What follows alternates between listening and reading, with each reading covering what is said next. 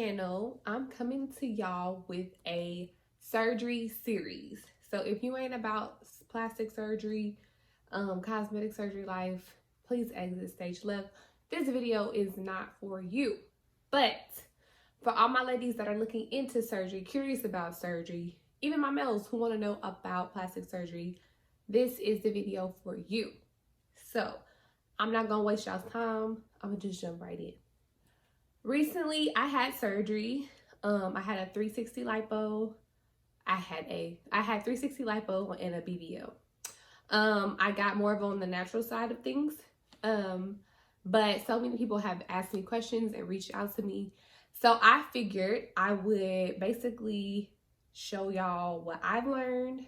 So if you're ever interested in doing the same thing or getting any type of plastic surgery, you can kind of know what to do or where to start.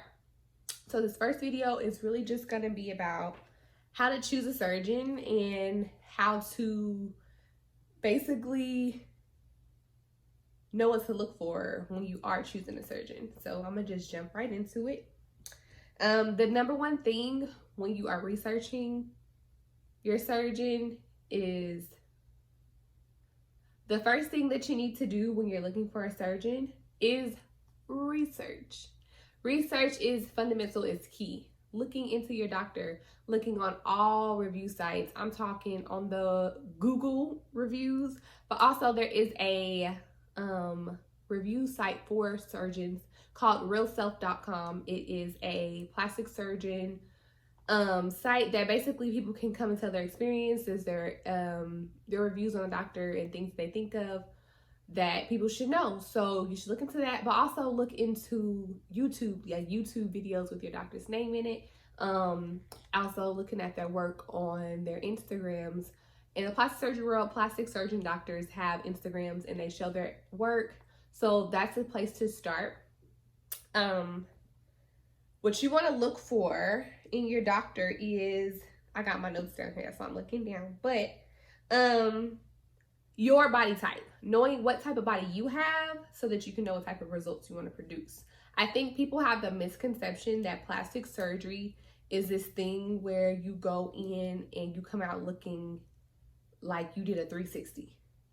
And in some cases that's true, in some cases it's not. Plastic surgery is a journey, like a journey. It's not like a get off the table and you ready. Like you gotta heal, you gotta go through the process. Sometimes your body may not be 100% what you wanted at the end. So some people go back for a couple other rounds. Other people go back for other rounds.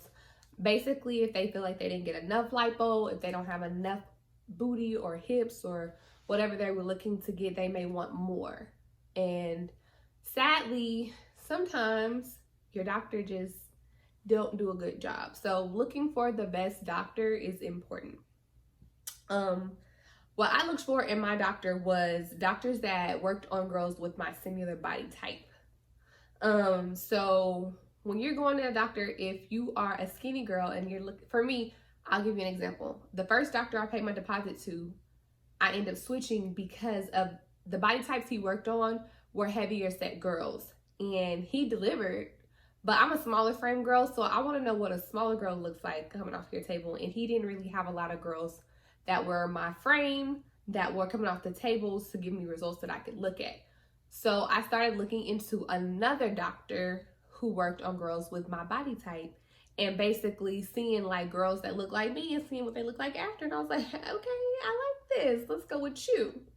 We'll talk about my doctor in the next video. I just really want y'all to start with this video so you can know like how to even look into a doctor, because just because my doctor may have worked for me doesn't mean it'll be a fit for you. That's what people have to realize. Like you have to kind of like just know in your gut, like, okay, this is what I'm gonna go with, because you will want to change your doctor 1,000 times based on, oh, well, her body looked bomb, or oh, this, you know, it's a lot of things that can alter your decisions. So when you are looking at a doctor, look at doctors. If you know what you want. Personally, I wanted to be the same shape. I just wanted it to be more contoured. Like I wanted a snatch waist. I wanted to be really small in the waist. I wanted rounder hips. I felt like I had hip dips. I wanted him to fill my hip dips, give me rounder shape in the hips and a fuller butt. I didn't have a flat butt, but it wasn't a big booty either. So I wanted him to fill it up, you know, fill it up, give me some booty, give me a little projection, but not too much. So when I started looking into doctors, I looked at doctors and what they delivered on. In the surgery world, girls would be like, oh, he delivers hips, he delivers booty, he delivers this, that. So you want to look at a doctor. If you're a girl who doesn't have any hips and you want a lot of hips, look for a doctor who's delivering on the hips. Look for a doctor if you want big booty, if you want a banging big ghetto booty, look for a doctor who's delivering big ghetto booties. So that's just what I would suggest. Also in the surgery world, you know, a lot of times you have goal pictures of different girls that you want your body to look like. And from my experience, my doctor didn't even look at a picture that I had. He basically told me what he could do with my body and what he could make it look like with what he had to work with. So just be realistic about your choices as well. Like, just know, like, sometimes you do need to lose weight before surgery. Sometimes you need to gain weight before surgery. I gained 20 pounds before surgery so that he could have enough fat to work with to give me enough shape in all the areas that I desired. So I did 360 lipo, which is lipo all the way around from your like bra line down to your like right above your hip, I guess, like, you know, just this area, all your midsection, completely around, sucked all the fat out. And I did inner thigh lipo, where they take the fat from the inner thighs, because when I first did my consultation, he said that I had a great foundation, but he didn't know if I had enough fat to work with. But mind you, I have been working out like crazy for a long time. And the reason I chose the plastic surgery route was because I had worked out for a long time and I still didn't have a flat stomach. And that was something I knew that I probably wasn't going to get on my own. So that's why I looked into plastic surgery. So, you know, they suggested that I gain 5 to 10 pounds to give him a little more fat to work with. Well, I had surgery after quarantine, and we all gained a little weight in quarantine. I gained 20 pounds. I wasn't mad about it because he did what he needed to do with that fat, okay? But some girls are bigger and they need to lose weight. So the goal is to get to your most desired weight before surgery, so that when you get off the table, you look closest to the results that you want. If you go into surgery heavy, they can only take out so much fat legally. Like, you know, for your health wise, they can only take so much fat from the body. So if there's fat left over, you just got fat left over. So I definitely would just suggest that you look into what your body is looking like now and know what you need to do to get ready for surgery. Also, your BMI is very important.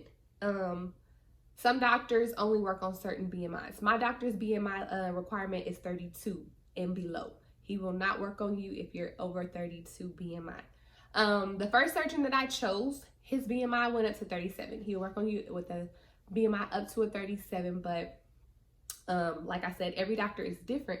Some doctors won't work with girls with BMIs over 30. So you really want to look into the doctor that can work with your BMI as well, because you don't want to get there and your BMI is too high and they cancel your surgery. So also looking in that is important. Basically, when you're looking for a doctor, you want to look for a board certified doctor, because if you're not board certified, they can't give you that good drug, that good strong medicine that can keep you out of pain.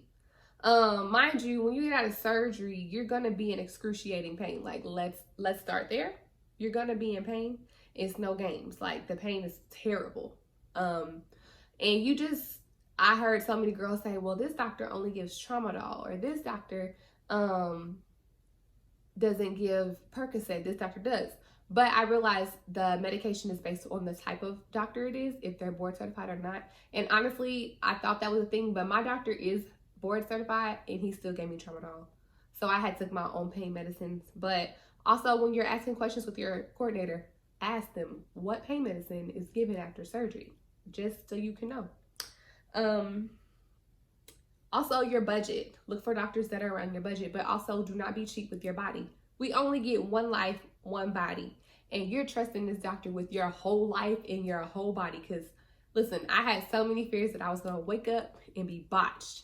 Because a lot of girls, they do sometimes pick a good doctor, but for whatever reason, their results are terrible. They're trash. Their bodies look terrible, and they're very disappointed. And they spent, like, this surgery group that I'm in, This lady spent $12,000, and when I tell you she don't look like she had no work done, none. So it's a risk, but that's why it's very important to choose a good doctor. The next thing I will talk about is not being cheap. Don't pick the doctor always that's doing the special. Just because they're doing a special does not mean that they're good. Just because they're doing a special does not mean they're bad. But what I'm saying is, don't pick a doctor, be like, well, I wanted this doctor because he really delivers, but this doctor is $2,000 cheaper, so I'm gonna go with this one. Don't play yourself. Like, really, this is your body. You want the best results, so don't be cheap. Like, spend that bag, sis. You already dropping a bag, so just be ready. Also, aftercare. People don't talk about that, which I'll talk about that more, but just know the bag does not stop at surgery day. Also, when you are researching, create a surgery page on Instagram. Basically, your surgery page is a page where you can see, which I didn't know until I made one. It's a whole nother world. It's a private page, basically, where women create an Instagram, basically documenting their journey. They're showing their before, the things that they're doing, getting their labs, getting their tests done, all the things you have to do up until your surgery date, and then them after surgery. You know, they show their 1 week post-op, 2 week post-op, 3 week post-op, so forth and so on, and like things that they do up until and after surgery to maintain their results and keep them. You can ask questions. It's really like, they call it like a surgery sister world, because like everybody's learning. You ask questions, you learn from each other. So it's important to make, because they will not add your regular Instagram. It has to be a surgery page, and it's like most of the time women only. Like, they only add women so that you, because I mean, it's, you know, it's your body. You don't want everybody to know what you look like naked and things. And sometimes they don't show their faces, but it doesn't matter, because what you're there for is the knowledge. So I suggest making a surgery page. And basically, when you're making a surgery page, say your doctor's name is, for example, I'll use Dr. Williams. You'll type in Dr. Williams dolls on the hashtag search part, and it'll come up with tons of pages. You'll add them from your surgery page, and then you're able to see them. They'll want to see you, blah, blah. You're able to ask questions. Some girls are really intricate and very thorough, and they give a lot of detail. It's a surgery page. I will actually tag her surgery page somewhere around here. Her name is Drea. I believe that's how you pronounce her name. She was so helpful. Any question I had, she answered, because we had the same doctor. As well as her page tells you everything. Like, she has a Q&A. She has a supply list. She has just different notes. She documents her weekly results. Like, she gives a lot of information, and that was really good for me. That's why I wanted to do the YouTube, because I want to give y'all information that I was looking up. It's easy to want to have surgery, but doing the research is even harder. Also on Facebook, there are tons of surgery pages. I added two. One is the Sisters of Miami. I'll put it on the screen as well so y'all can look it up. But it was like a Sister of Miami surgery, and it's like all these girls that had surgery in Miami, different doctors. But you can ask questions. They talk. They discuss different things. It's very informative. And then another one was a BBL recovery group, and they talk about the same thing, and they give tips and like things to make your processes easier, or things that help the next girl. Like, it's like really like a sisterhood. So I will link those on here so that y'all can go look them up for yourself if you are interested. The last thing I can say is to just ask questions. Like, if you don't ask questions, you don't know. And, you know, the lack of knowledge will be the death of you sometimes when it comes to surgery. And you just need to know. You need to know what if you don't know, it's no, like, nobody's gonna make fun of you. Everybody makes you feel very comfortable in these pages. Ask questions. Sometimes the questions are asked several times.